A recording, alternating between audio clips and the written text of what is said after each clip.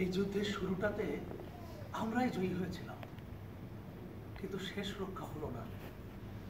১৬ শহর স্টেশনে ট্রেন এসে থামলে সেখান থেকে রাইফেল হাতে নেমে আসে ইস্টার্ন ফ্রন্টিয়ার রাইফেলস ও সুরমা ভ্যালি লাইট ইনফ্যান্ট্রির ৭৫০ জন সৈনিক।